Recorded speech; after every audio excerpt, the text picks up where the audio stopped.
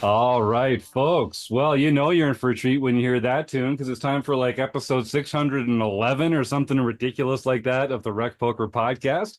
This is the chats edition. We also have a forums edition every week just talking strategy. I'm your host, Jim Reid, BLUFFSTORINI in the home game and at Rec Poker Jim on the hellscape we call Twitter. And I have the best freaking job in the world talking poker with my friends here on the Rec Poker podcast every Monday night at 7:30 Eastern live on YouTube. You can join us every week for free and win a prize just for showing up. Now, we're going to talk to Rob Gardner, our guest.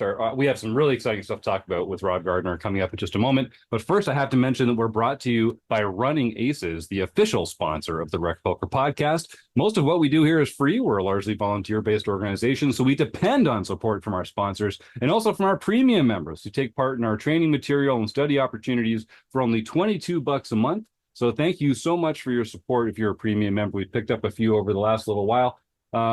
And I just want to say it makes a big difference to what we do here. But if $22 is too much, let me tell you, you can get your first month of premium membership for only $5. And if even $5 feels like a lot, I just want to remind our listeners that you can always get a free month of premium membership just by supporting a local food bank in your own community for any amount. So if you email me with a proof of donation for $1 or more at a local food bank, we'll make sure to credit you for a free month of Rec Poker premium membership. And you can always get a free account at Rec Poker to take advantage of all our fantastic free resources for recreational poker players. And there are a ton of them. So come join up for a free account. All it takes is an email address and a smile, although we do insist on both. Now, you get used to hearing my voice a lot because they let me host the show on Mondays, but I am just one man. It takes a group, a gang, a crew to make the magic happen here at Rec Poker. We call this group of wizards the RECing Crew. If you want to find out more about me or the rest of the RECing Crew, you can just go to rec.poker/crew, or you can listen up right now because you're about to meet a few of them right here on the air, starting with our producing co-host, Chris Jones. Woo! Woo! There's something in the water tonight, and I am Chris Jones. You can find me 5v5 on Twitter, 5x5 in the Poker Stars home game, and I help run our monthly deep dive strategy segment each month. My name is Joe Coolis. You can find me at Joe Cool PhD, cool with a K, on Twitter or X, whatever you want to call it, and as Elvita11 within the home game. My role here is I run the PsyOps workshop on the third Thursday of every month, although we will likely have to move that to the fourth Thursday to the 22nd this particular month because of the way that my vacation schedule came up. And we go over psychological concepts that impact your poker game. And so come hang out. And I am John Somsky, also known as Poker Geek M everywhere. And I host a home game now every single night of the week. Yeah, notwithstanding Poker Stars reliability issues. But as long as Poker Stars is up, there's a home game. That's right. And 2 on Wednesdays and 3 on Saturdays. So there's a lot of home games. Free to play, but the prizes are real. Come check out those details now. Kim Kilroy, welcome to the show. Thank you. I'm Kim Kilroy. I'm PetFat33 on the social platforms. I'm Fergie56 on our home game. And I host a hand history review group on the second Wednesday of the month when I'm not traveling the world playing poker. And I'm Rob Washam. You can find me as Rabman50 just about everywhere. And on the first and third Wednesdays of every month, you can join me as we talk about the best poker books out there. That's right. That's Rob's been leading our book study here at Rec Poker for several years now. One of the just a little taster's choice of all the amazing RECing Crew material that's available to you as a premium member here at Rec Poker. So come check us out today. And like I said, check us out for free too. We have a lot of fantastic free resources. One resource that I'm excited to be adding to the team is recently joined RECing Crew member Rob Gardner. Regular listeners will know Rob from being on the show in the past, and regular poker fans will know Rob because he's been involved in a lot of exciting ventures in the poker world over the last few years. Rob Gardner, let's talk about a bunch of them. Welcome back to the Rec Poker podcast. Oh, and you're muted right now. So you are officially, welcome to the team. Officially, you've made it. That's what we call that, pulling a Somsky. My dogs my dogs were upstairs barking and I was terrified it was coming through. So I muted for a second. I got to ask Jim, honest question. Yes. How many times did you look in the mirror and practice that intro? Because it rolled off your tongue like a butter tart. It was smooth and I'm just curious. Smooth. I could see you, like in the mirror, just compassionate and fire, very well done. It's like you've done it 611 times. It feels like I've done it a few times, and it's easy to speak what you believe. There's just a lot of cool stuff happening here at RecPoker, so it does roll off the tongue. And speaking of smooth, nice butter tart reference. Way to just throw that in. That's amazing. So Rob, you've worn a lot of different hats in the poker world. Content creator, influencer, poker player, coach, a group organizer. I mean, you've worn a lot of hats. I like to start these interviews by sort of inviting our guests to put themselves in a box so I don't awkwardly do it myself. If someone hadn't met you before or didn't know what your kind of role was in the poker world, how would you briefly sort of describe what you do in the poker world today? I'm a mutt. Yeah. Next question. No. So I really, it's interesting. I'm in a little bit of a kind of transition in my career because earlier in my poker career, I had a lot of ambition, and coming from a competitive background, it was all about winning bracelets and winning rings and trying to make it to the top of the industry. And now that I've gotten older and maybe a little less foolish, some of the eccentric goals in poker have kind of broken off. And now it's kind of about trying to leave a positive mark on the community, trying to collaborate and work with some of the awesome people in poker. I tell people all the time that when I first came to poker, I had a lot of friends outside of poker. And within a year and a half of being in poker, kind of dumped all the rest of my friends because I found that a lot of the people I met in poker were more real, more authentic, more fun to be around. And I've made lifelong friends through this venture. And so now I'm kind of feel like I'm in the third quarter, if you will, to use a sports reference. And I'm just looking for opportunities to work with those great people. I think if you enjoy the people you're working with, you enjoy what you do. And I've done a lot of different things. Content is probably up towards the top as far as my passion. I think it's a great way. We kind of live in an awesome era now. 20 years ago, if you wanted to get a message out, it was a physical newsletter or a TV spot that cost lots of money. And now here we are in 2024. You can record a 60-second video, throw it on 6 social media networks, and talk to people all over the world. Like, what a cool thing. So I really, really enjoy that. But I am kind of a mutt. I've done a lot of different things, and I'm one of those guys like you, Jim, that kind of just plugs in and, whatever capacity is needed in the moment. Yeah, that's awesome. That's very well put. And I'll reach out to our YouTube audience. If you have any questions for Rob Gardner, of course, feel free to type them into the YouTube chat here. I know I've got a ton. I know a lot of the RECing Crew members have a bunch of questions as well. We're going to be talking to Rob about some of his exploits over the last year or so. And then we're also going to be getting into some exciting new features and some upgrades and some new exciting stuff happening at RecPoker as well. So you want to stick around to the end of the show. We'll, of course, be giving away a prize at the end of the interview to help support our fight against food insecurity and to support a local food bank. So if you're in the YouTube chat, get your questions in for Rob. We also need some names of famous poker players so that Chris Jones can play Stake, Study, Stack and make Rob feel really awkward with some of his friends. And then, of course, we're also at the point where you can make donations through the YouTube chat. If you make a super chat donation as part of our food bank raffle, we will share a portion of all YouTube donations with a local food bank as well. It's just a nice way to say thanks and to help support a great cause like that. All right. So, Rob, I mean, the really big news that we've been kind of excited about for a while is you started this fantastic group, 100K Studios, and you've been curating this amazing membership and this fantastic relationship between your pros and coaches and the members. And you and I have known each other for a while, and we've always had a lot of respect for what each other is doing. And we both have this shared mandate, along with everyone here on the Wrecking Crew, of just like making the poker world a better place, a more fun place, and having resources for recreational poker players. And so you and I got our heads together and said, you know what? Why are we doing this twice when we could be doing it once, twice as well? And it's official. I think can we say it? I mean, I guess we can now. I'm saying it here on the air. I hope so, man. After all of the pain and suffering you put you through, it's funny. Jim talks about our mutual respect, and I don't know how many people know this, but I'll go back into it.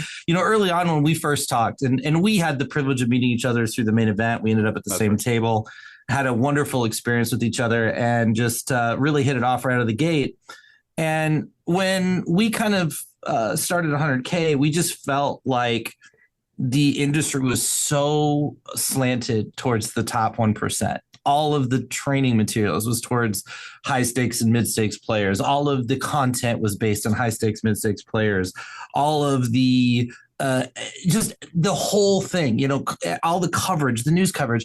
And we had talked about how we could have 10 rec pokers, 10 100Ks, and it still might not be enough to kind of balance this industry out. And, I remember very early on, we were collaborating, we had lots of meetings where we would just share notes, compare ideas, talk back and forth. And I made a promise very early that I would never, ever, ever, ever ask Jim to do any type of joint venture. Because I didn't want to put him through it, right? Like, he already had this beautiful ship and it was all carved out and things are going smooth and there's no bumps in the road, at least that I knew of, right? And so I was like, I'm just never going to put him in that situation ever. And then, we kept talking, we kept collaborating, and it was kind of like, we realized that, over at 100K, we were doing some good things, but we had like 8 or 9 weaknesses. And Jim was really good in all the areas we were weak. And Jim had like one weakness. And I happened to be good in the one area that and it wasn't even a weakness. It's just like there just weren't the resources to do what Jim wanted to do.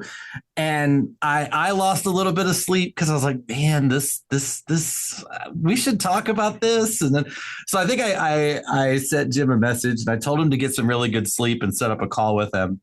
And that was, I don't know, 47 meetings ago or something insane. And yeah. But all for good purpose. This industry is a wonderful place with a lot of wonderful people.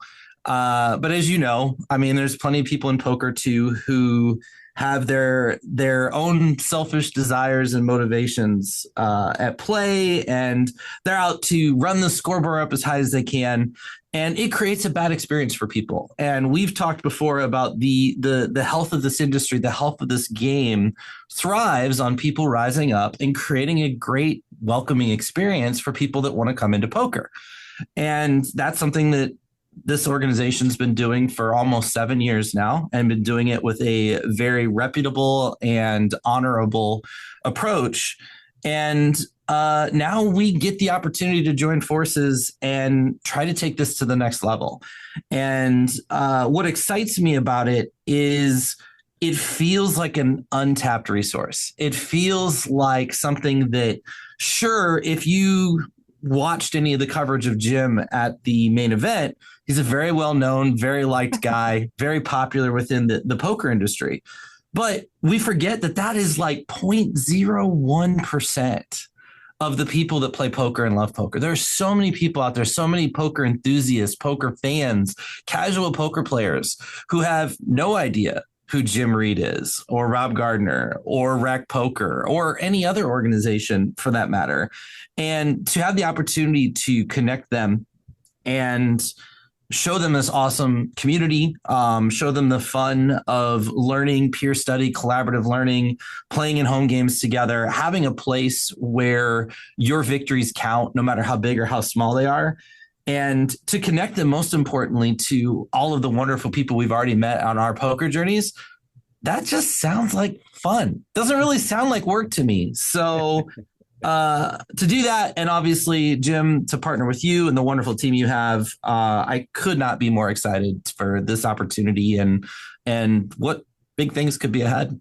Yeah, I think so too. And we're all really excited as well. So Rob's been getting more and more involved in what we do here at Rec Poker, really plugging in to helping us kind of communicate better, sort of share what we do with the world better, and even sort of like organize some of our own stuff. Like we've made some huge upgrades to Discord since Rob's come aboard.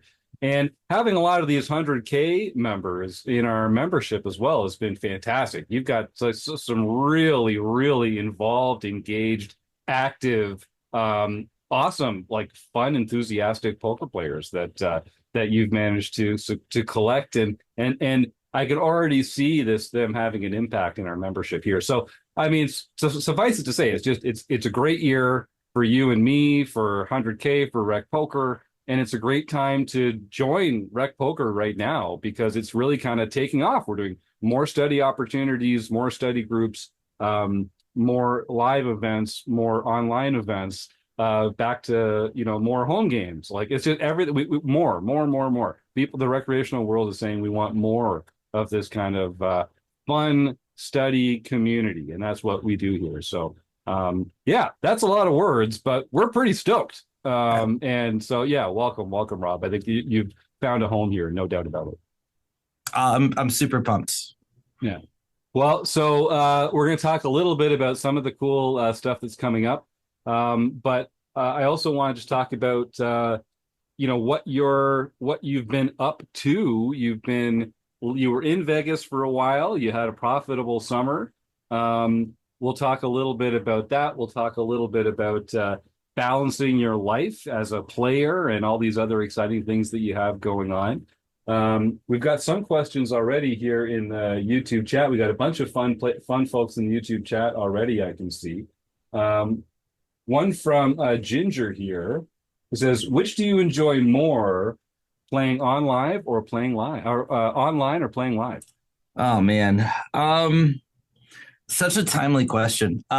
So I think the really short answer is live. That being said, I'm in so many transitions right now. This transition with 100K and Rec Poker, transitions in my poker career. Live poker is a really high rake proposition, and I don't mean like the rake arguments and fights you see on Twitter where, like Foxwoods is now, I don't know, 29-30%. I'm not talking about the actual rake of the tournament.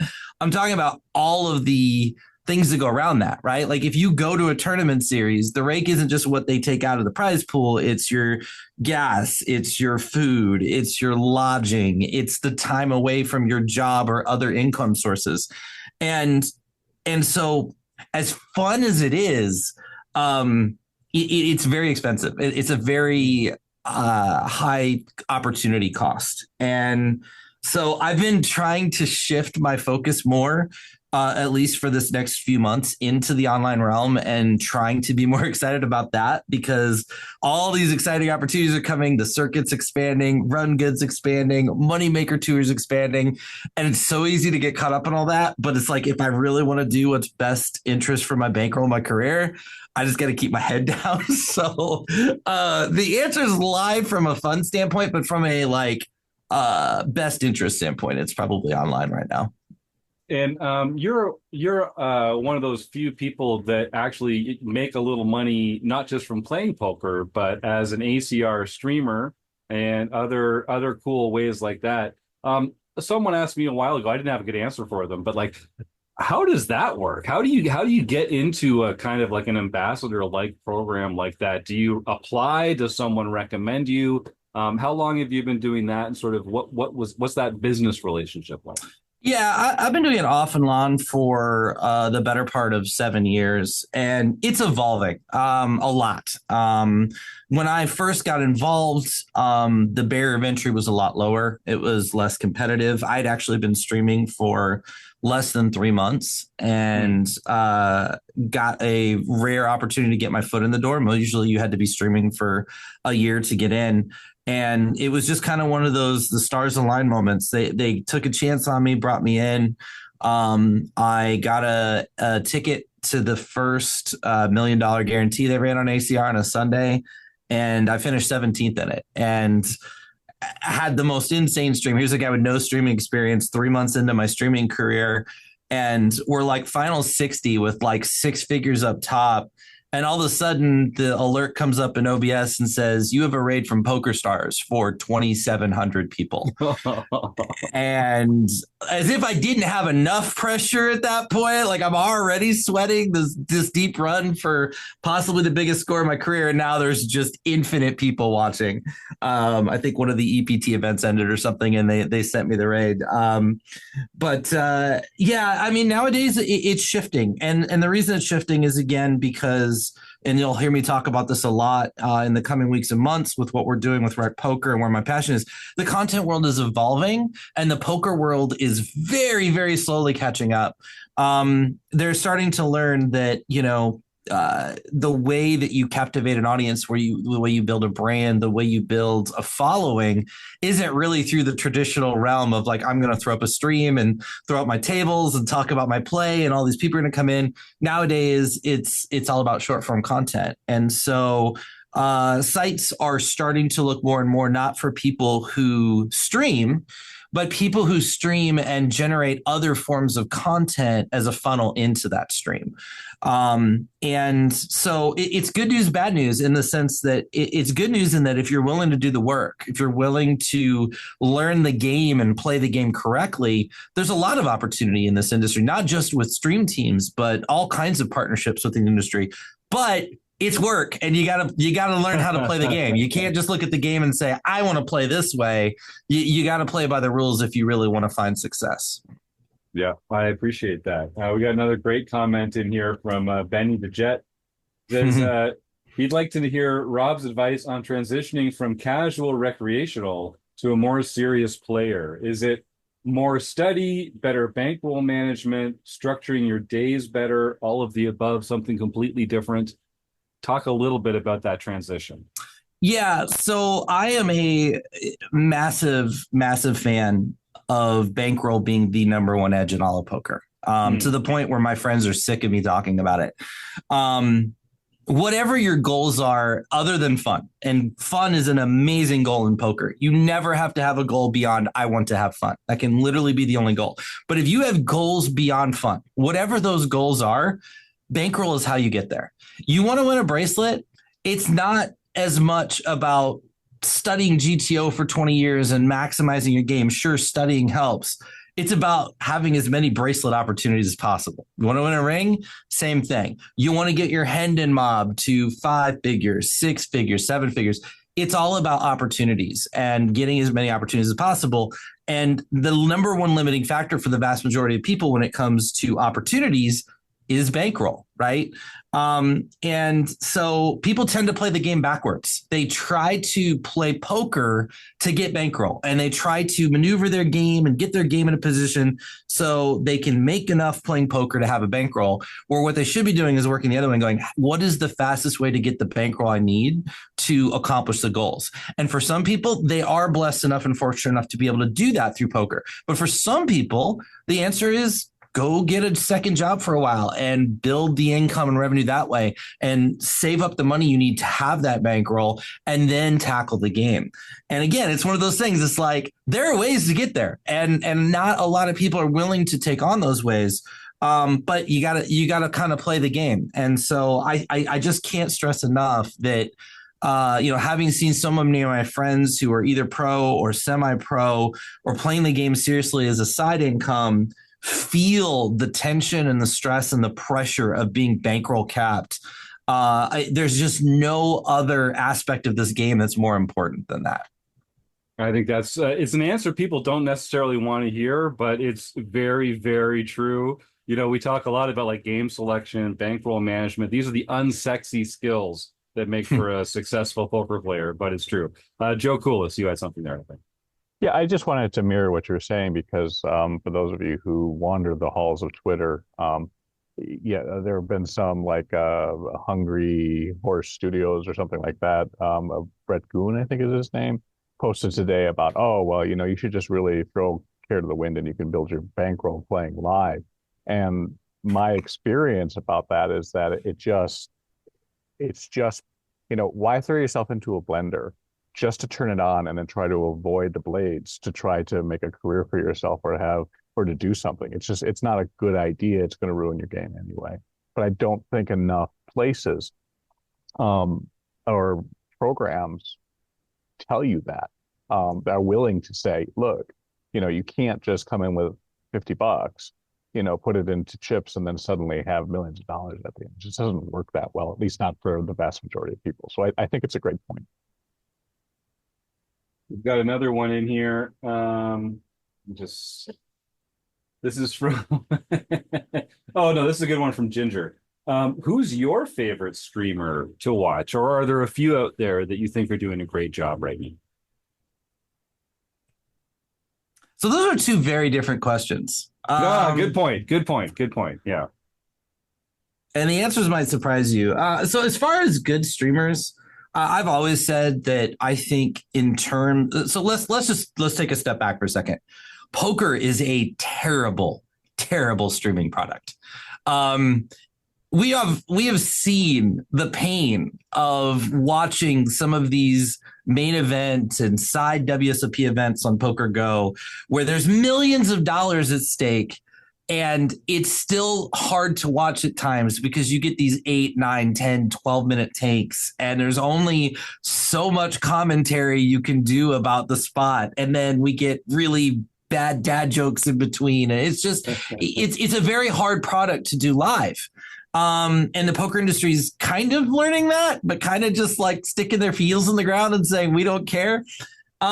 So if that is a challenging product, imagine how much harder it is to do online when we knock a couple zeros off, drop a comma, and we're not playing for that life-changing money or that bracelet, right? It's not a very compelling product.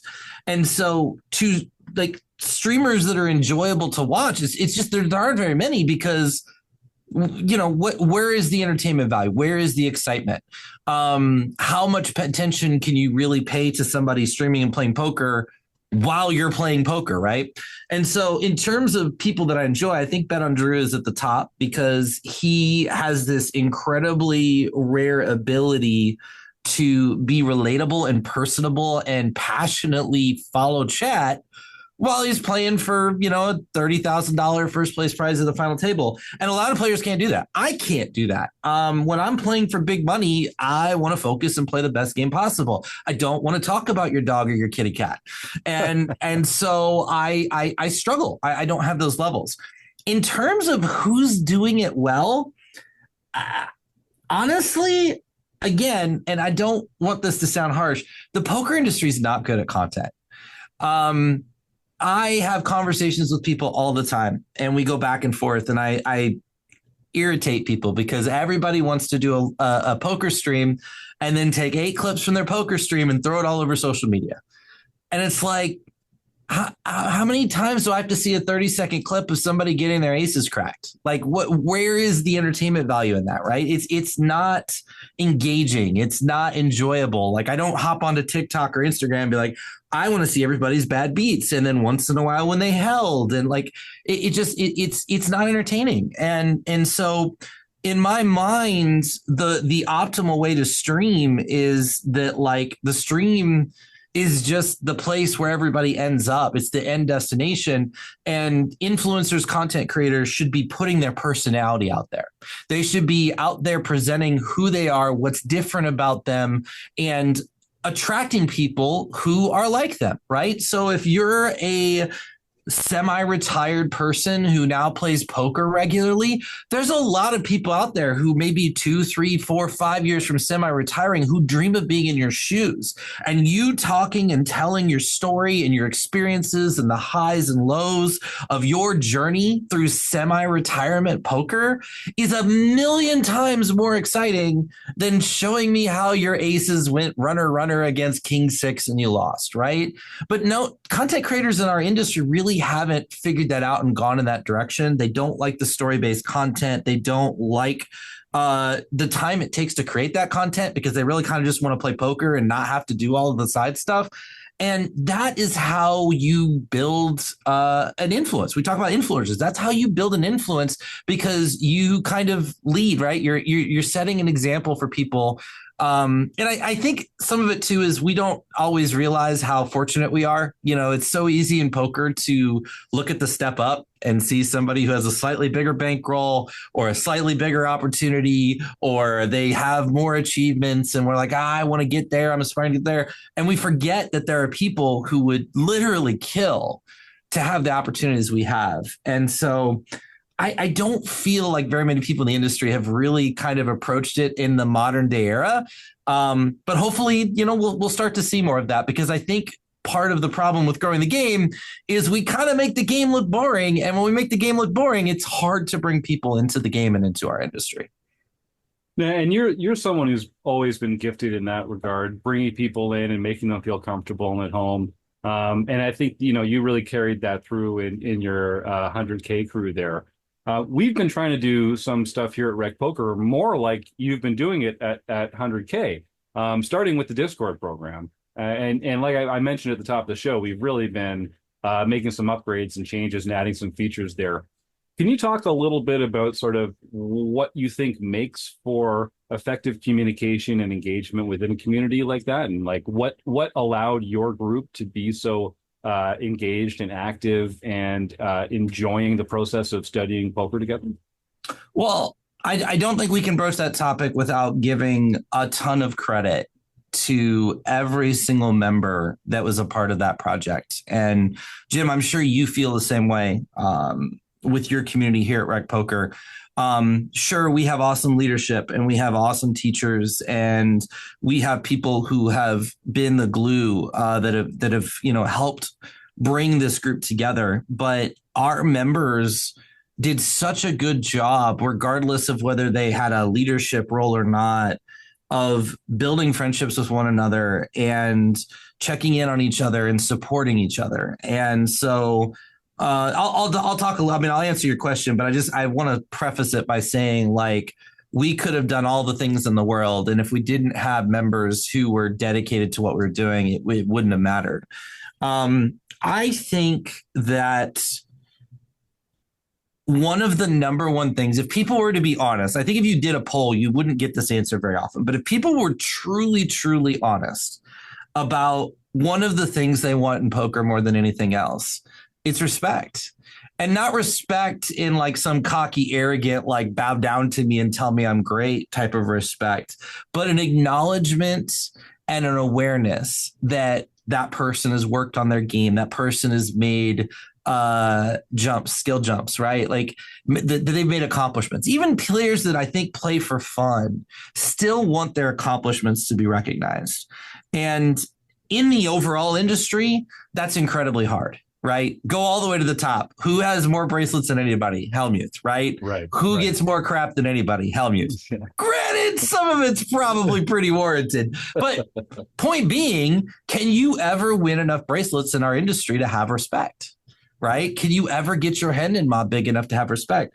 And so I just think in an industry that's, again, very condensed and focused on the top of the industry, the same 50 or 100 people, this is not an easy space to break into. It's not an easy space to be recognized.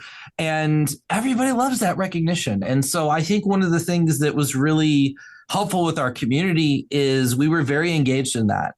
We had a screenshots channel where people could post their screenshots and we all celebrated each other's victories, even if it was, hey, I won an 11-cent on demand on ACR for $2.69. Like, we treated those wins just as much as the person that had the 10K score.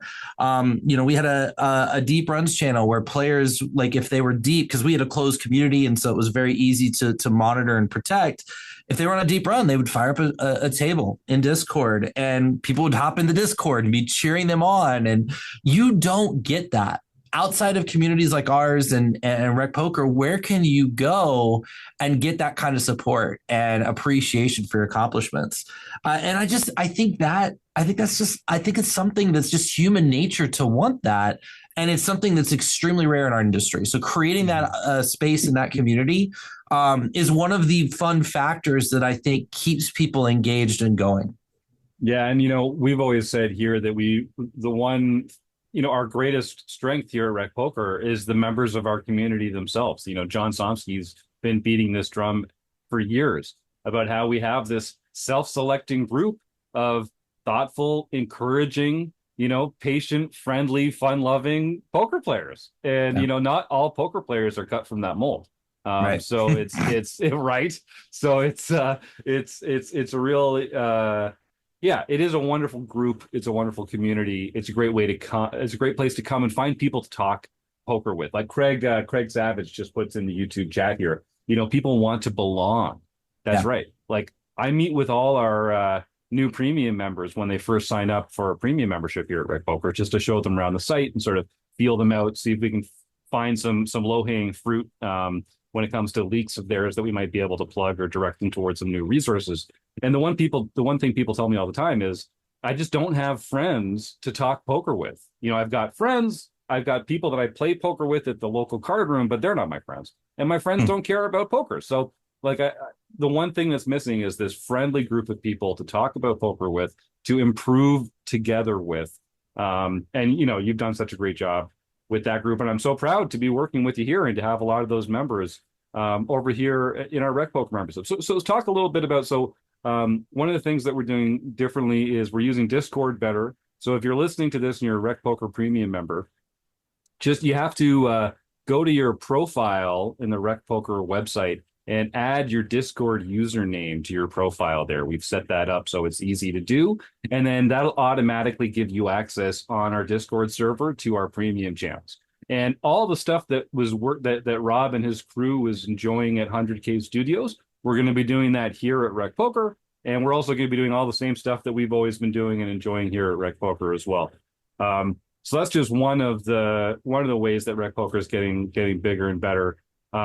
We've also got some exciting new folks coming and joining the RECing Crew, like Rob and like the other folks you see here up on the screen right now. There's going to be some new study groups, some really interesting new ways of approaching how to contribute to the poker world.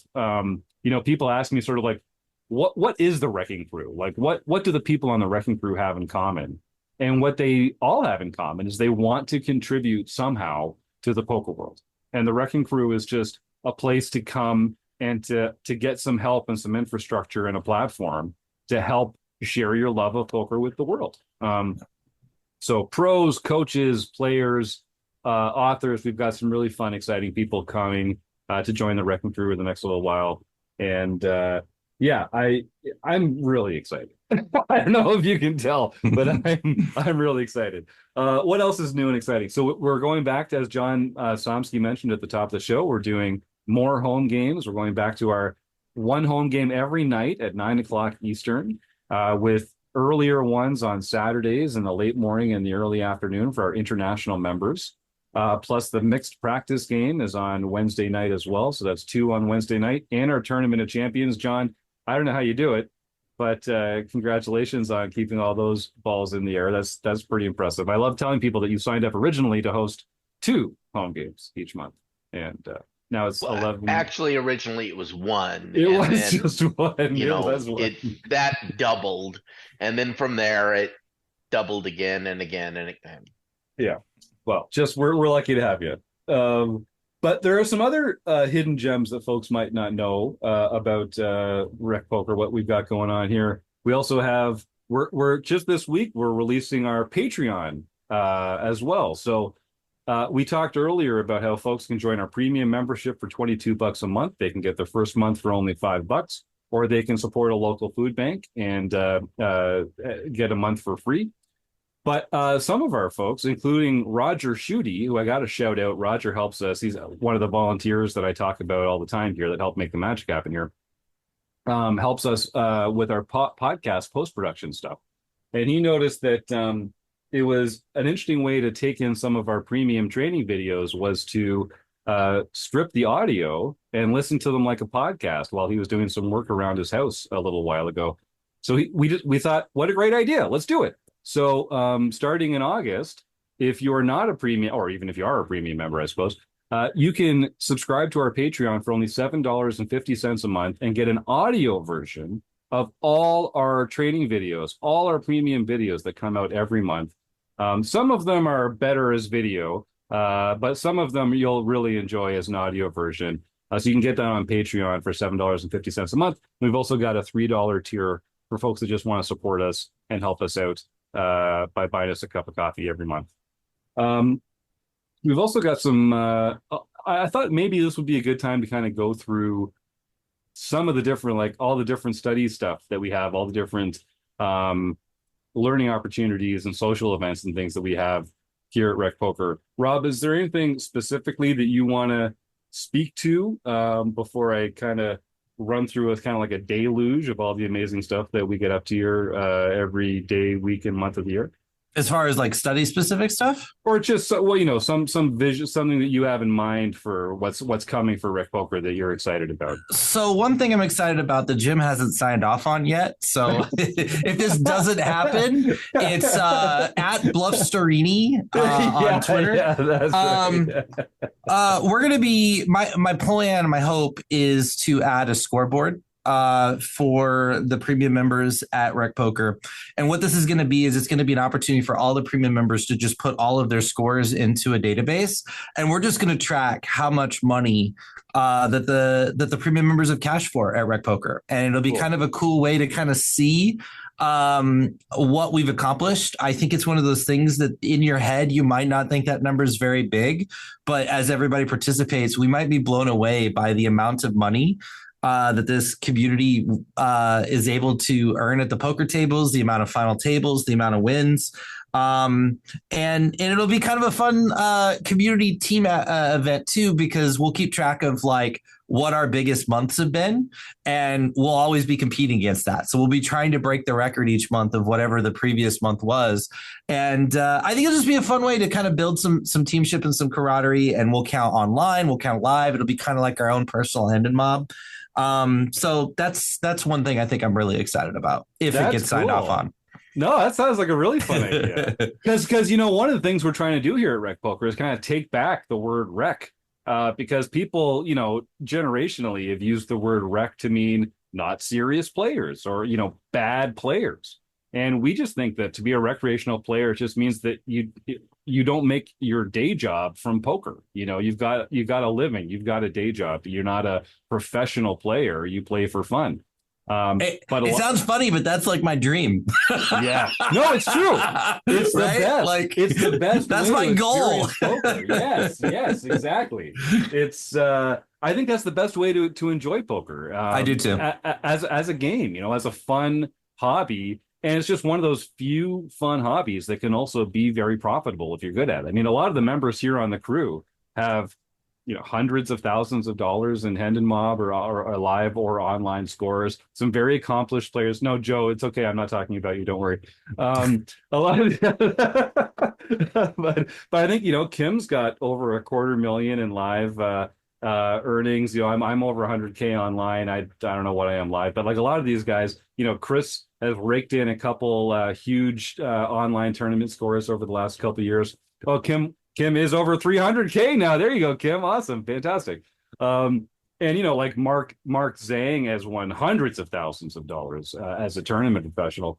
So it's a fantastic idea. And I like the idea that we can start showing the poker world that to be a recreational player doesn't mean you're a soft seat at the table. It just means that, you make your money doing something else. So I love that idea, Rob. Fantastic. We've got some fantastic feedback from the YouTube chat. So I just want to thank everybody in the YouTube chat for the kind words. And it's always nice to see my mom in there. Hello, Martha. I hope you're feeling better. I always get a big kick out of seeing you in the YouTube chat. It's lovely to see you. All right. So let's just talk about a few things. So if you're a free member at Rec Poker, then there's a ton of fantastic things for you to take advantage of. Obviously, you can join us on the podcast here every Monday night at 7:30 Eastern and win a prize. The forums on the website are free. Discord has a bunch of fantastic free options there as well. The YouTube channel has a ton of free strategy videos as well as a bunch of fun stuff there. So I'd encourage folks to go check that out. We do road trips, which are open to all of our free members. There's a lot of ways to get involved for free and to have fun with our members and with our Wrecking Crew without spending a dime. If you go to rec.poker/support, you can also find some ways to help us out without spending a dime. So, on the free express, There's a lot of ways to get involved. From our premium members, I'm just going to run through a couple. So like every Monday night after we record this chats edition of the podcast, we either record the forums edition of the podcast over Zoom, where premium members are welcome to join and bring their questions to the panel and ask them in real time and come on the show themselves, which is a great way to do it. We also have our deep dive recordings on Monday nights after the show. So Mondays are big for podcasts and the deep dive recordings. It's also our Tournament of Champions happens on Mondays. Tuesdays, every week. Every week on Tuesdays is our online play and hang, where while you're playing in the nightly home game, you can join a Zoom call with other premium members and just kind of hang out,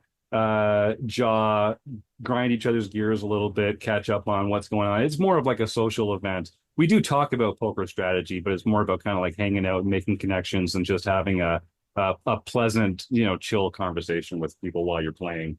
And on the second Tuesday of every month, that's not open just for premium members, but free community members can come in and join that as well. Wednesday is probably our biggest weekly night of the week.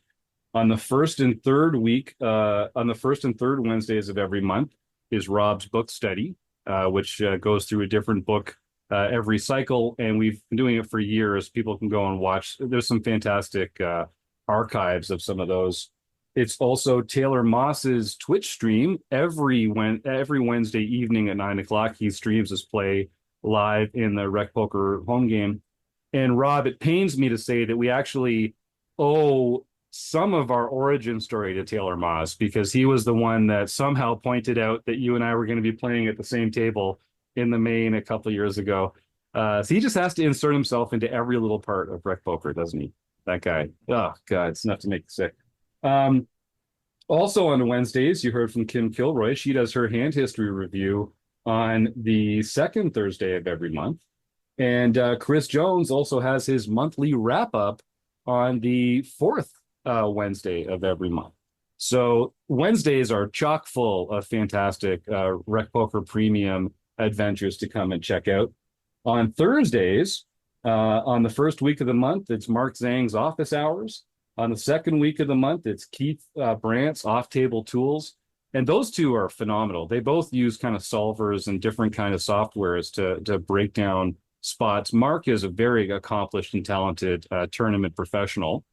He joined the RECing Crew earlier this year, and his office hours on the first Thursday of the month are phenomenal. And Keith's been a RECing Crew member for a while, just retired, is playing a lot more now and doing some coaching. Also on the second Thursday of the month is Eric's Play, Explain, and Learn. I wish Eric could be here on the show because he is such a valuable contributor to the RECing Crew. He's the brainchild. No, what am I trying to say? Stake Study Stack is his brainchild, and his Play, Explain, and Learn is a phenomenal way to help learn about what assumptions other players are thinking about, what factors other players are weighing while they make their decisions. So I encourage folks to check that out.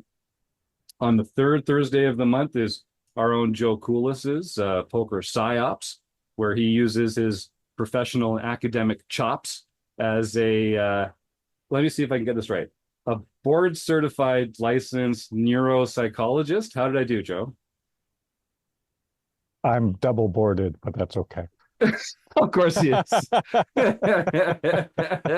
But this is a really unique opportunity. Not a lot of training sites have someone like Joe that you can come and talk to about how the brain works and how it actually, how our mind intersects with brain chemistry. And I'm already butchering it enough, but come check out Joe's Poker Psyops. He's a very, very intelligent and credentialed guy who knows really how to talk about the intersection between brain chemistry and good poker playing. On the fourth Thursday of every month, I host our online review and hang. So we talked about all these home games that we play. If you win a home game, and there's, like I said, there's 10 or 11 of them every week. If you win one, not only do you get one of these fantastic bronze pins, the lighting isn't great in here, but trust me, they're fantastic. But you also win a seat in our Tournament of Champions the next month. And we actually record the play of the final table at our Tournament of Champions, and then we review it with our members later in the month.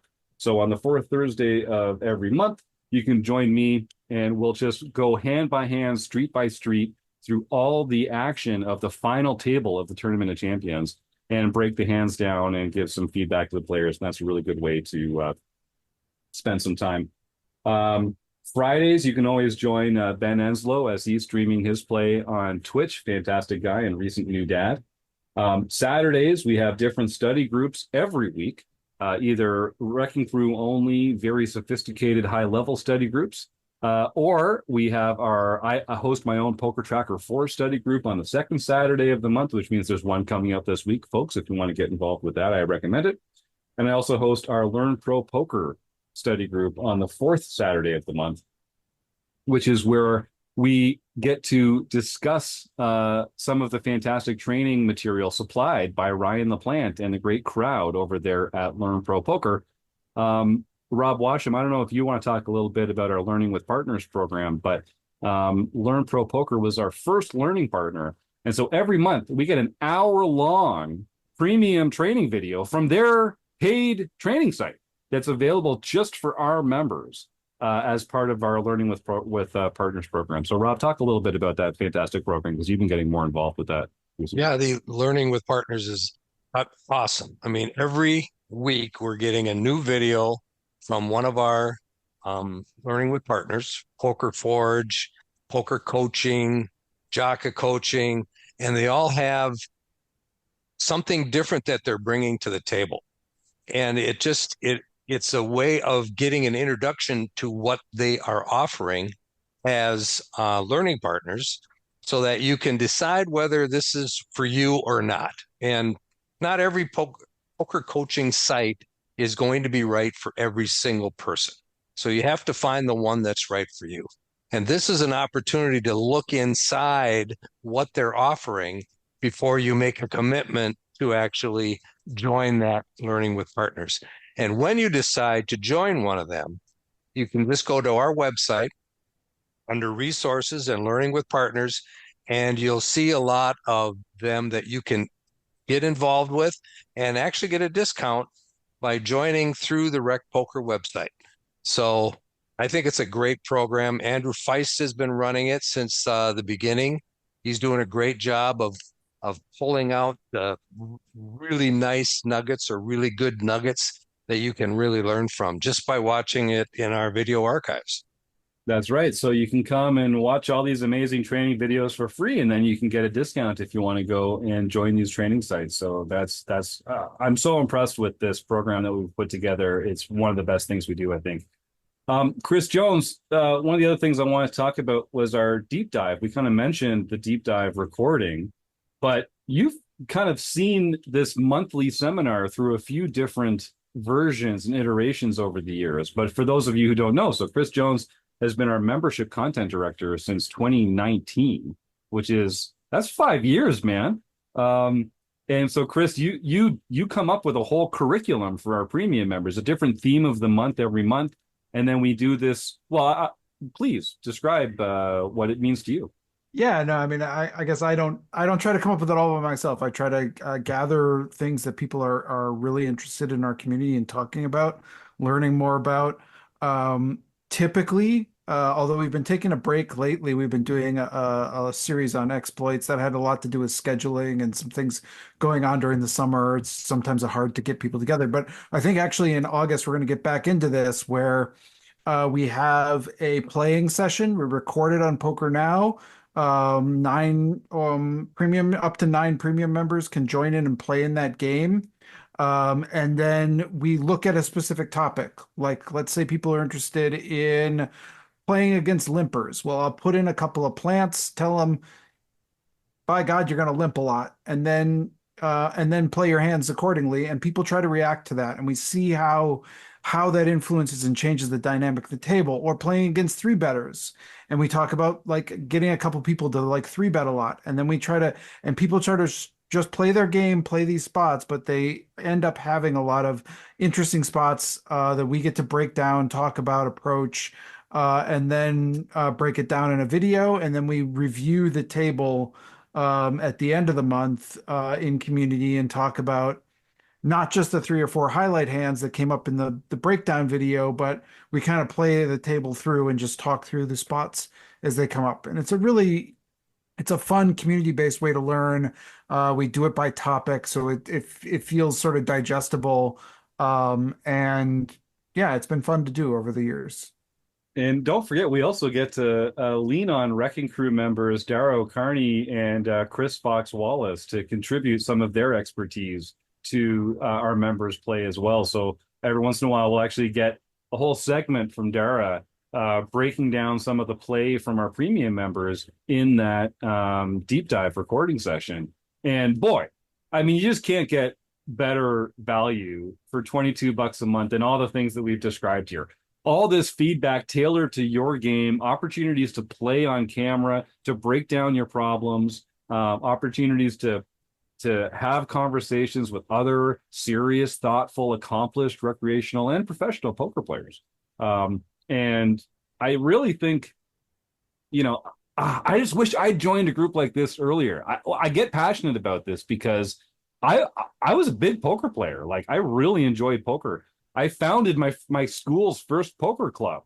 I had a beginners group that would meet every week in my home in Halifax. And I learned by videos and podcasts and reading books and a bunch of my own pen and paper. But I just wish I had taken the leap and joined a group like this earlier, because I can see what's happened to my game since I did. And if you're out there listening, join a group. Doesn't have to be RecPoker. Obviously, I'm biased, and I think RecPoker is the best, and you'll never get a better price for what you're getting here. But join a group, join a Discord, find people to talk to about poker. That's what's going to take your game to the next level. Rob, I'm so grateful to have you here on the team, because I know we see so eye to eye on this kind of stuff, and I can tell how excited and passionate you are for this. What am I missing, gang?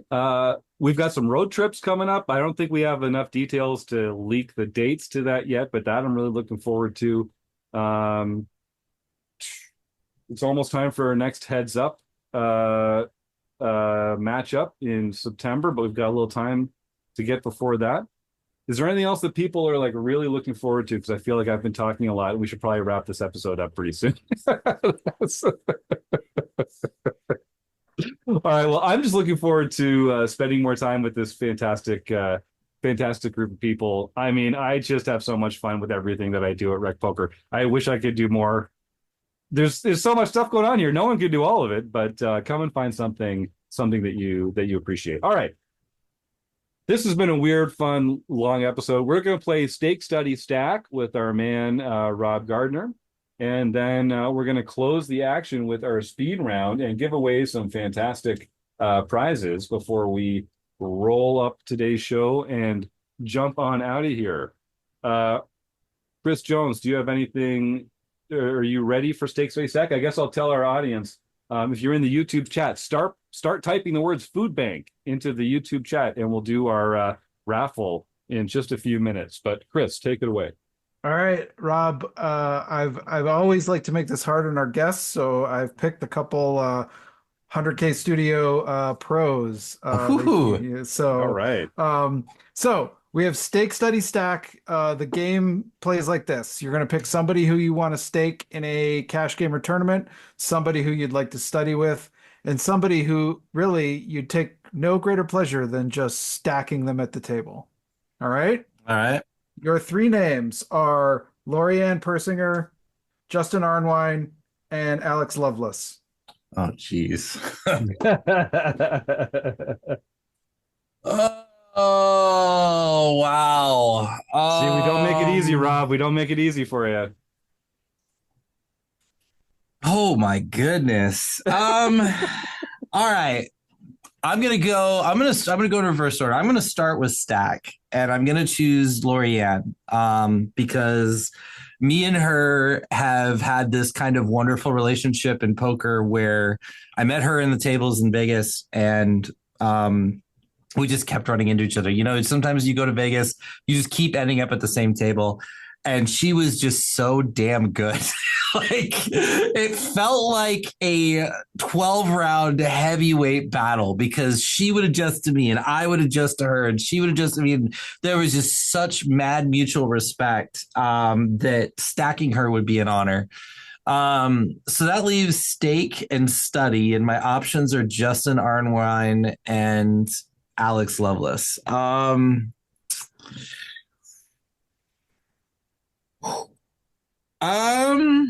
Man, probably. So this is close, but I think I would have to go study with Justin Arnwine because he's so far outside the box. He plays a very, very, very unique style, and he is very much a street brawler when it comes to poker. He's in the live streets. He doesn't care what GTO does. He's going to do what works.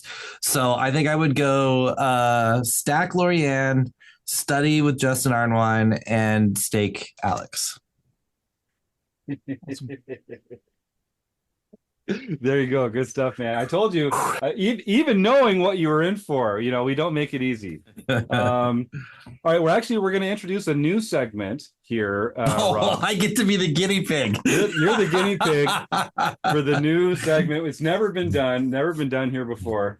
So this one is called Who's Wrong, Jim or Mrs. BLUFFSTORINI? This is where I'm going to take a domestic dispute from my own life. Is this real? This is real. And our guest is going to decide. I'm going to take Jim for 1,000, Alex. Who's wrong? And this does not impact our friendship or our business relationship. This can't be real. No, this is really happening. Okay. So it's going to be very innocent. I'm not going to put you in a difficult position here with this one, I promise. Okay. So Mrs. BLUFFSTORINI and I recently rewatched the kids movie Inside Out, which is a really adorable movie. Okay. And I recommend anyone to watch it. It's not, it is a kids movie, but it's really for grownups as well. And it brought up this question, and we were on different sides of it. Rob, we need a tiebreaker. You're the tiebreaker. Okay. Here's the question. Very simple. Is nostalgia, the state of nostalgia, is it inherently a mix of happiness or sadness? Happiness and sadness. Is it inherently a mix of happiness and sadness? I'd like to phone a friend. What? All right. You're allowed. All right. You can tap in a panelist here on the. So the argument, I just want to make sure I understand this. The argument was whether nostalgia is more happy or more sad, like what the ratio is slanted. Is it a mix of both those things, or is it only happiness, or something else completely? But the question is, does it contain both happiness and sadness definitively or not? Okay, you're not going to like my answer. Nostalgia is happiness that can create sadness because the happiness is no longer here. Yes. Yeah. So crap. Is it inherently, it's like does it have to have a bit of both? It sounds like, I don't want to put words in your mouth, but are you saying that it has to have a bit of both? Like if it was pure happiness, would it still be nostalgia, or would it just be like a happy memory? Or do you have to have the sadness of having lost it, or like not having? So no, it does not have to. Well, because there's nostalgia, you can still so for example, I love collecting 80s video games, and I love playing 80s video games. Yes. There's no sadness there, right? Right. But so is it nostalgia? Okay. Yeah. Okay. But when I go to the like I worked out in a park today, and one of the high school cross country teams was running along, and I was like, oh, I remember when I was 22 and 108 pounds soaking wet. Those were good days. That has both. So there are situations where they have both, and there's situations where they don't. Okay. So you would say that they're not inherently a mix of happiness and sadness. But Jim, you should have been the other Canadian lawyer, is what I'm hearing here. No. So I'm just full disclosure. So Rob, the tiebreaker, Jim is wrong. Mrs. BLUFFSTORINI is correct. My position was that nostalgia requires both happiness and sadness for it to be nostalgia. Chris Jones, you wanted to weigh in there for a second? No, I mean, that's pretty much a default in your relationship, right? That's why. So you're telling me, Jim, that watching footage of the last Steelers Super Bowl in 1743 now makes you sad? I'm happy to have experienced it, and I'm happy. You were alive in 1743. I was alive the last time the Steelers won the Super Bowl, jerk. But there is like a sadness. There's like and that time has gone, and that time has passed, and so there's like a disconnected quality to it. I feel like that's what the geniuses behind the movie Inside Out were getting at. When the little glass balls got the blue and yellow colors mixed up. That's interesting because my favorite sports memory of all time is Illinois in the NCAA tournament coming back down 14 with 3 minutes left to beat Arizona and go to the Final Four. And that I watch it back every year, and I cry happy tears, but there's no sadness. It's just an awesome memory. Yeah. Maybe you need to meet with Joe and talk to him about your psychological problems with the Steelers, and maybe he can help you with that a little bit. That's probably sound advice. John Somsky, what did you have to weigh in on with that? I was just going to say, in one of the rare things of all time, I think I actually agree with you, Jim. Oh, man. Cameras. Everyone get your cameras out.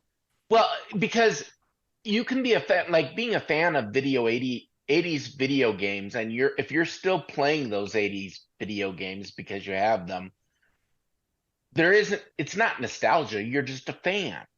Nostalgia really does mean remembering something that is no longer available to you, in my opinion. So there is, while sadness might be a little bit too strong, there does need to be the element of it's no longer available to you right now. And it could be nostalgia, like you had mentioned, jogging, and it could be just, physically you're not a jogger now, you're older, yada yada. It's a little rough. It's a little rough out in the streets. Or it could be just times have changed. You can't go out and buy your 8-track cassette tape and flop it in your 1970s Lincoln Continental and drive down the street. So, yeah, I'm with you, John. That was my position. But Joe Coolis, what do you have to contribute to this conversation? Probably very little, but I'll speak anyway. I think the term that people are looking for is yearning. It's a desire to have something that is gone that you had previously. So playing video games, yeah, the video games are fun, but you can get an emulator, but you're not going to re-experience the 2-liter of soda, the bag of chips that you could eat and not gain weight, and then play for 4 hours and not have it lead to significant strain on anything that you're doing. So are there hidden cameras in here? What's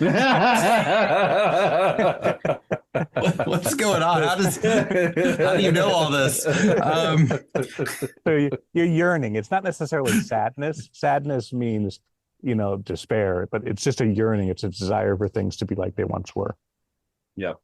All right. See, it was a pretty nuanced conversation. I knew we weren't going to find it just by flipping open the dictionary. That's why I had to bring it to the show and get an objective arbitrator. So thank you, Rob Gardner, for being. Kim? I think it can just be a happy memory. Yeah, just a very happy memory. And wow, that was really nice. Yeah. And I'm really glad I experienced that. But I don't necessarily yearn for that time again. Okay. When I had 3 little children running around. Right. Yeah, they were cute, but there were pros and cons, I guess, is what you're saying. Yeah. All right. So I'm not going to beat this horse to death, but are we just, maybe I will a little. Are we just talking about happy memories? Because are happy memories the same as nostalgia? I don't know. I'll leave that for a future episode unless someone wants to jump in right there. No. Okay. All right. Thanks everyone for indulging me. Let's close the action with our speed round. How did you should have just put that in the speed round. Then you would have gotten a super just casually, you're going red or blue, green or white, nostalgia or not. It would have been so organic. I do have one special question just for you in the speed round that was recommended by Dave Westerveld in our YouTube chat. So, but we will start off with an easy one. Rob Gardner, welcome to closing the action. I wish I had our soundboard operating, because if I did, you'd hear some very dramatic TikTok noise right now. But instead, we'll just start. Rob Gardner, what is your favorite poker hand? Aces. Is poker, and remember, you're doing great so far. Thanks.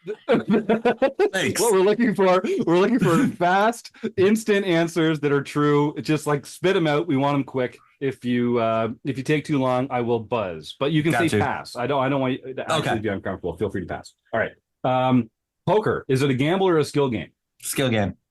What's your biggest poker pet peeve? People that are rude at the tables. Is Die Hard a Christmas movie? Yes. Is Ace King a drawing hand? No. Is a hot dog a sandwich? Ew, no. All right. What about a taco? Is a taco a sandwich? No. Where are these questions coming from? Are these Canadian questions? What's going on here? What's one thing you're afraid of? Oh my God. One thing? There's 50. Just one. Failing in my future. Good answer. Should vacations be lazy or busy? Lazy. What's your favorite brick and mortar poker venue? Cherokee, North Carolina. Should butter tarts have raisins in them or not? What are butter tarts? Oh, we got them. We got them, gang. We got them. I'm going to go with raisins, but I've never had one. So, all right. You're missing out. We still got to make that happen one of these days. We got to get the butter tarts. No raisins connection. Raisins are bad. It's mixed. There's a mix. There's definitely. Are they sweet or are they more salty? They're sweet. They're sweet. Oh, then raisins. Yeah. It's like a cinnamon roll. You'll enjoy it when it finally happens. Who's one poker player that you respect? Everybody within this community. Oh, that's sweet. Yellow light coming up. Slow down or speed up? Oh my God, this is so embarrassing. I have this thing that I developed when I was 16 where I'm going through a yellow light. I do it subconsciously. I don't realize I'm doing it. My wife laughs at me every time. I lift my head so I can't see the light turn from yellow to red. I do it every single time and I'm never aware that I'm doing it. It's really embarrassing. I love that. All right. What about an open face sandwich? Is an open face sandwich a sandwich? Well, you said open face sandwich, so I guess I'm going to go with yes. Well, you're giving me a lot of power here when it comes to your own characterization of different foods. But all right, fair enough. Is a Pop-Tart sandwich a sandwich? I just called it a sandwich. What's in the middle? I guess berry jam or something. Like Pop-Tart, then something, like and then Pop-Tart itself. Is a Pop-Tart itself a sandwich? No. What if I call it a sandwich? What if I say like a hot dog sandwich? Is a hot dog sandwich a sandwich? Is the Pittsburgh Steelers an NFL caliber team? All right. Here we go. All right. Last food related question, I promise. No, you're good. Pineapple on pizza, yes or no? Yes. Name one fantastic musical artist. Doesn't have to be your favorite, but just one fantastic. Just to piss everybody off, Taylor Swift. Are you pro chop or no chop when it comes to poker tournaments? I'm pro chop. Who is your poker nemesis? Oh, jeez. Everybody's got one. All right. Well, this is this is gonna go out into the airwaves. So I love this guy. It's not a spite or hate thing. But right now it's Kyle Anderson because he was the protege that came after me in the Ryan LaPlante School of Proteges, and I want to outdo him. So yeah, fair. All right, and then I lied about that being the last food-related question. What about a calzone? Is a calzone a sandwich? No. All right. I'm just doing some quick math here. 749 points. Pretty good, Rob. Not bad at all. Almost cracked that mythical 750 number. That's hard to hit, but very impressive. You should be impressed with yourself. One last question I like to ask all our guests. I know you're going to have some thoughtful input to this. What can we all do to make our lives more fun, whether it's poker related or off the felt? What can we do to make our lives more fun? It's something that's important to us here at RecPoker. I think that you have to take time to really be honest with yourself about what your dreams and goals are and be willing to take some risks. I think that life is too short and you can spend your entire life waiting for the safe opportunity. And the safe opportunity is never the safe opportunity, because it's the risky opportunity that we either get huge upside from or we learn incredibly valuable lessons from. So I always encourage people to take risks, chase their dreams, be passionate about the things they love doing, and don't be a slave to what other people think you should be doing. Be true to yourself, and that'll go a long ways. That's awesome. All right, Rob, you've been so generous with your time. Thank you so much for coming on the show and for all your work to make the poker world a better place. And here at RecPoker in particular, if there was one thing that folks could do to say thanks for coming on the show, to sign up for something or subscribe to something, or to get more Rob Gardner in their lives, what's the best way for them to get in touch with you, and how would you like them to say thanks? Yeah, my name is Rob Gardner Live on all my socials. I am going to be putting a lot of content out on my personal channels, a lot of content out on the RecPoker channels. So if you're not following RecPoker on Instagram, Facebook, TikTok, Twitter, please give those accounts a follow. And engagement is always an amazing thing that costs you nothing and does a lot to support this organization and the content creators individually as well. So throwing a like, throwing a comment, a meaningful comment especially, those things are all wonderful in the algorithms. So the more you can support the things we're doing here at RecPoker on those socials, the more beneficial it'll be. Awesome. Well, thank you so much again. Let's roll through some home game results and close out today's show. Last chance to type the words food bank into the YouTube chat. And I'll just remind our listeners that the reason we do this is because for a lot of folks out there, it's harder than ever to put food on the table for their families or for a loved one or for a child. It's a tough time right now. And people that might surprise you, some of your neighbors, some folks in your own community that you wouldn't expect, are having a little trouble and just need a little help putting the food on the table. And whether you vote right or left, whatever your religion is, I think one thing we can all agree on is that hungry people deserve some food. And there's no better way to make the world a better place in your own backyard than by donating a few dollars out of your wallet, a few volunteer hours out of your week, or a few non-perishable food items from your own food pantry. And it's a great way to make a difference with just a little in your own backyard, like I say. So if you just pull out your smartphone and Google food banks near me, you'll find an organization in your area that can benefit from your support. And we just like to raise some awareness for the fight against food insecurity here on the show by giving away a fantastic prize to whoever, some of the people that one person is going to type the words food bank into our YouTube chat tonight. Now I see we have quite a few people typing the words food bank into our YouTube chat. Chris, do you want to run down as our official die roller? Do you want to roll down the names and make sure we're on the same page here? Yeah, we got to do our home games first, right? Or are we going to do? Oh yeah, of course. Let's do let John do his thing first. But before we begin, I did see something in the YouTube chat that I wanted to, just before we exit out of the interview. Yes. There's one comment here from Benny the Jet that maybe we need to ask a little bit about. Do you see this one? Oh yes, I do. Okay, good one. All right. I Rob, can't see this, so I have no idea what's coming. Fine. This is good. All right, Rob, this is a question for you. Okay. So sometimes when you're in a live casino playing cash, often you'll want to chop the blinds just to move the game along. Sure. But sometimes if there's a high hand or a bad beat promo or something like that, maybe you get the kind of hand in the small blind where you're like, oh, actually, I'd rather play this hand and see if I can hit the promo. Suited connectors, pocket pairs, that kind of thing. I'm not going to lead the witness, Chris. Rob, is there like a code word or an expression that you can use to tell the person in the big blind, hey, I kind of want to play this hand, but I don't want to just say it out loud because they'll void the promotion if I hit it? That's the question. Do you know of a code word? Have you heard of the code word? Is there a code word? You have to be careful because you get the wrong dealer on the wrong day. There is no code word that's safe. I would tell you that hitting those promos are insanely rare.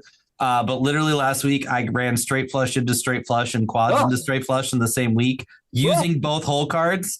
And obviously both in tournaments where there was absolutely nothing to be gained for it. So it happens. But no, I mean, Like, I think if you want to be in that situation, you have that conversation when you're not in the situation. You wait till the dealer's distracted and you just kind of lean over your buddy and be like, hey, if we get in this situation, do you want to chop or keep going?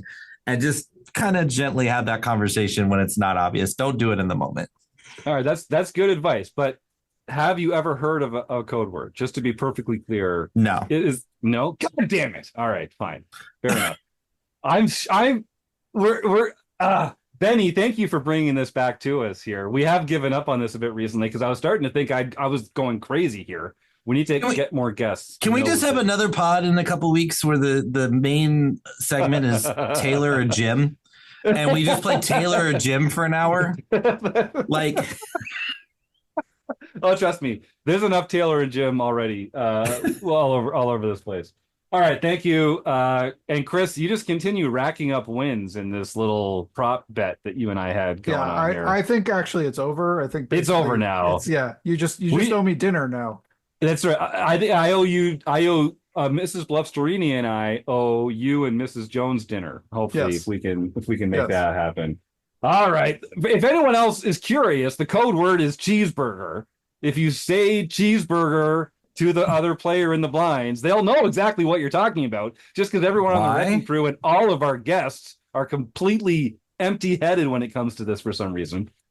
Because in my travels, as I play cash games around North America, this is the code word that people have shared with me. I'm not making it up. God damn it. This is a real thing. Are you playing in basements in like New York City, like secret brothel games? Like what's going on here? I'm playing in your standard like 1-3 games all over. I've heard this cheeseburger comment from state to state around. Chat, anybody in chat ever heard this? I feel like this is nobody's ever heard of this. That's what someone on Twitter said they had. Someone on Twitter said they had heard of it. And they're all like, no, there's no code. I don't know what you're talking about. Oh, Joey Pigtails. Hold on. Joey Pigtails. So Jim has a burner account.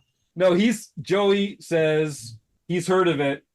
He says Joey Pigtails, fantastic guy. We're getting to know him a little better here at RecPoker as well. He's got a great vlog. Check it out. Just search for Joey Pigtails vlog.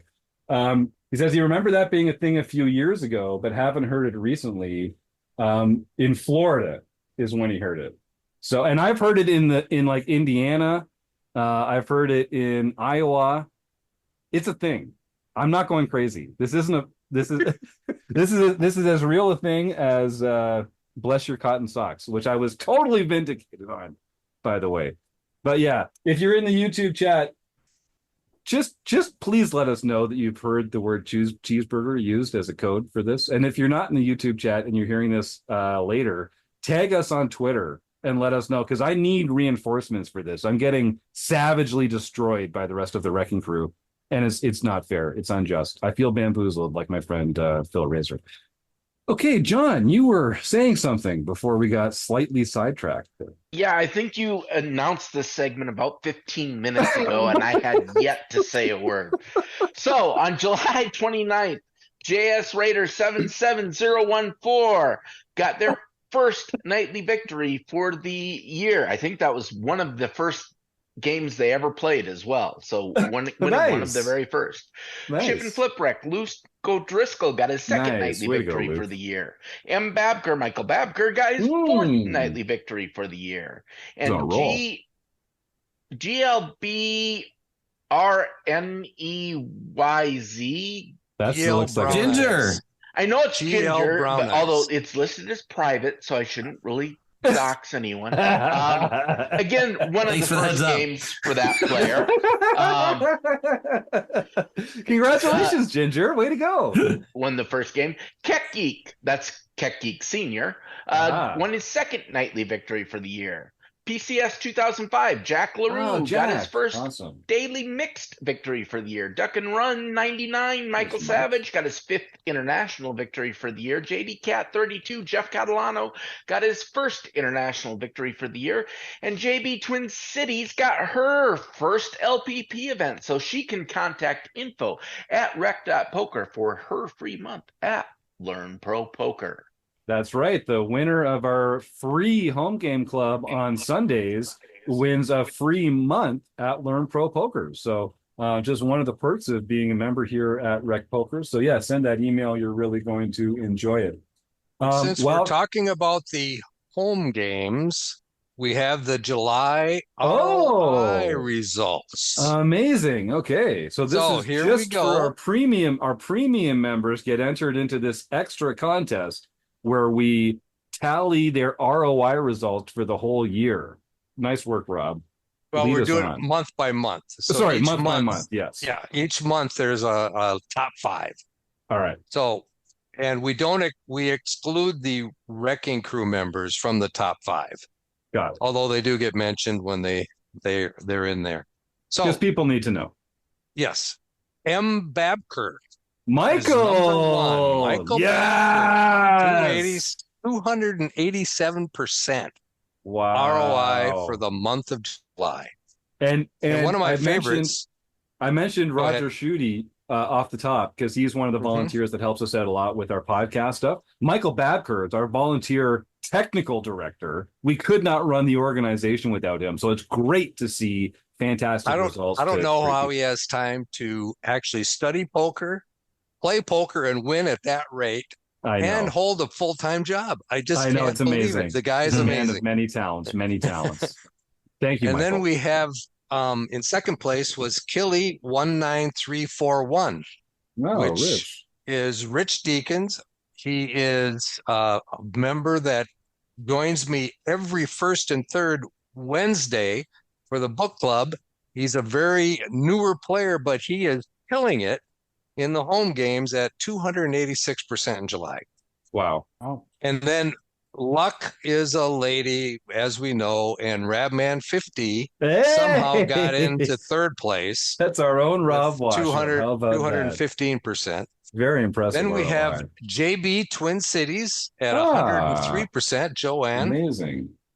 And then GL Brown Eyes, 82%. Wow. Met her at the OPA a couple of weeks ago. I had a nice conversation with her. And then Larson's Opening coming in 5th with 49% ROI. Beautiful. Nicely done, George. And congratulations to all our victors. Yeah, John. I just wanted to thank Rob. I had no idea how to pronounce that. GL Brown Eyes makes perfect sense. I don't know how I didn't see it. But Ginger, I now know how to pronounce your screen name from now on. There you go. And welcome to RecPoker, Ginger. It's been great chatting with you. I got it right from Ginger when we were in the OPA. Oh, so there you go. She kind of filled me in on how she says it. So Rob, who was our number one winner? Because they've won a fantastic prize. Who was our most impressive premium member? Michael Babker. Michael Babker. All right, Michael. Yeah, congratulations. So the premium member who has the highest ROI in any given month wins the chance to come on the show and join an interview panel for the guest of their choosing coming up. So the first winner that we did earlier this year was Christina Sukram. She's going to be joining us next week when we're joined by Greg Lau of Greg Goes All In. That's going to be a lot of fun. So, Michael, Jim, you always follow me up on the pod with the biggest guests. I've been on the show 3 times, and every single time it's like a huge mainliner, like right after I come in. Every time, just casually, Greg Goes All In. No big deal. We just want to make sure all the sound settings work and everything before we have the real. Yeah, it's like Jim's like, all right, we got a really important guest next week, so let's just like completely get all the cobwebs out. We'll bring Rob on. It'll be super casual. And then we'll be really professional next week. It'll be perfect. You should take it as a compliment. It's because no one wants to follow you. It's such a great experience that you have to find a top notch. That's it. That's really it. You've done it. Thank you, John. You're too kind, John. So Michael, congratulations. Email me, jim@rec.poker. We'll pick a guest coming up that you're interested in meeting, and you can come and join us for the show. And for all the rest of you, if you're considering joining our premium membership, here's another great reason to do it. It's just another one of the perks. All right, Chris Jones, you have the Daiso Cam. Daiso Cam is live and ready to fire. I got a 12-sider this week. We got 11 names in the chat, so if we roll a 12, we'll be donating $20 to a local food bank. Yeah, if we roll a 12, I will donate $20 to a local food bank, and we will re-roll a 12, an 8. No, 12? No, 12. We're 12. Yeah. If we have to re-roll, I'll donate $20 to a local food bank. And Jim's never played D&D. Yeah, yeah. I have quite All an right. assorted die collection myself. All right, who's the winner going to be? Let's see. Here we go. It's Drum an roll. 11. Oh, 11, which so brings us way down to the bottom. Who was the last? But it's person? not Joey Big Pigtails because they did it twice, so I was counting their first entry. Okay. So it is Is it JD Malloy. JD Malay. All right, Joe Malay. Congratulations. So here's how it works. Joe, you're already a Rec Poker Premium member. If you hadn't been, then the prize you would have won was a free month of Rec Poker Premium. $22, not a bad deal for showing up for free.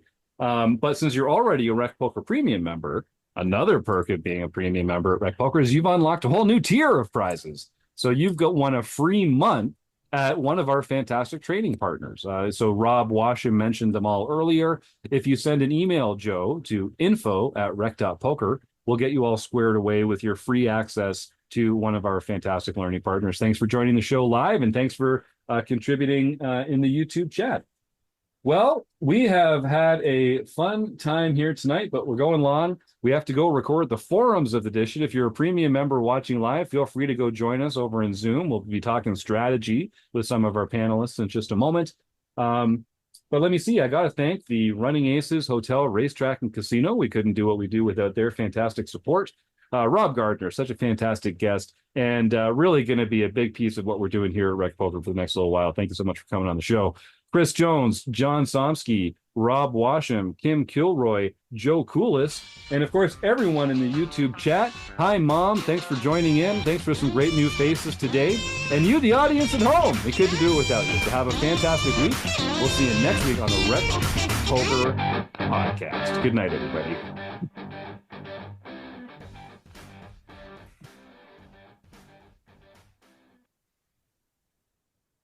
Oh, God.